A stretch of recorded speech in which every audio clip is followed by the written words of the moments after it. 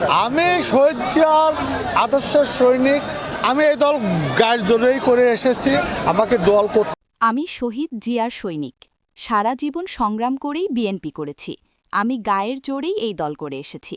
নির্বাচনে জয় পরাজয় যাই ঘটুক না কেন, বিএনপির রাজনীতির সাথে থাকার ঘোষণা দিয়েছেন পাবনা ৪ ঈশ্বরদী আটঘরিয়া আসনের স্বতন্ত্র বিএনপির বিদ্রোহী প্রার্থী সদ্য বহিষ্কৃত আলোচিত সাবেক বিএনপি নেতা জাকারিয়া পিন্টু।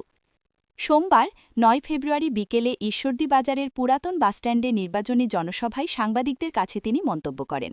জাকারিয়া পিন্টু বলেন, আমি যেন দল করতে না পারি সেজন্য প্রতিপক্ষরা আমার বিরুদ্ধে সবসময় ষড়যন্ত্র করেছে, কিন্তু কোনো ষড়যন্ত্র আমাকে বিএনপি থেকে আলাদা করতে পারেনি। গায়ের জোরেই বিএনপি করে এসেছি এবং গায়ের জোরেই করি, এটা তারেক রহমান সহ সকলেই জানে। অতএব এই দল আমার এবং আমি করবই। তিনি বলেন, আমি এই নির্বাচনে যেখানেই গেছি সেখানেই বিপুল সাড়া পেয়েছি, বিশেষ করে তরুণ প্রজন্মের ব্যাপক সাড়া পাচ্ছি। আমি জয়ের ব্যাপারে আশাবাদী, কিন্তু ধানের শীষের প্রার্থী হাবিবুর রহমান হাবিব ও তার বাহিনী ভোটারদের বিভিন্ন হুমকি দিচ্ছে। আমি বিষয়গুলো প্রশাসনকে অবহিত করেছি।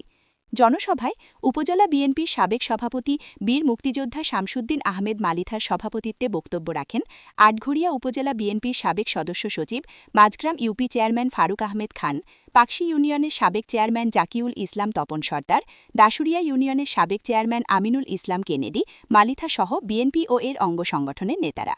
উল্লেখ্য, পাবনা ৪ আসনে স্বতন্ত্র প্রার্থী হিসেবে প্রতিদ্বন্দ্বিতা করায় জাকারিয়া পিন্টুকে বিএনপিকে বহিষ্কার করা হয়েছে। তিনি জেলা বিএনপির যুগ্ম সম্পাদক ও ঈশ্বরদী পৌর বিএনপির সাধারণ সম্পাদকের দায়িত্ব পালন করেছেন।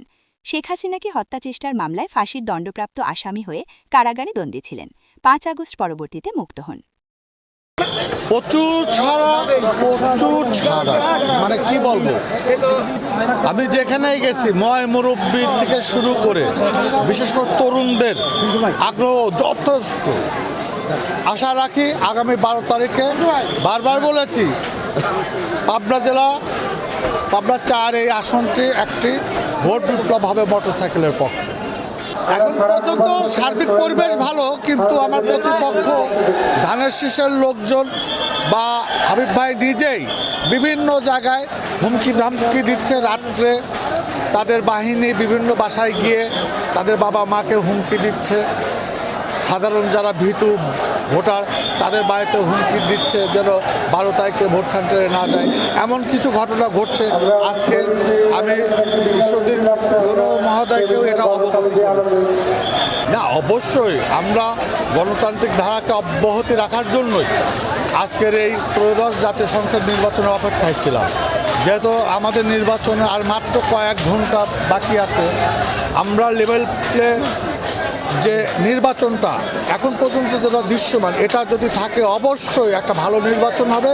সেখানে জয় পরাজয় আমি হই আর যেই হোক, আমি ব্যক্তিগতভাবে মেনে নিতে পারি। আমি শহীদ আদর্শের সৈনিক। আমি এই দল গায়ের জোরেই করে এসেছি, আমাকে দল করতে দেয় নাই প্রতিপক্ষ কখনো।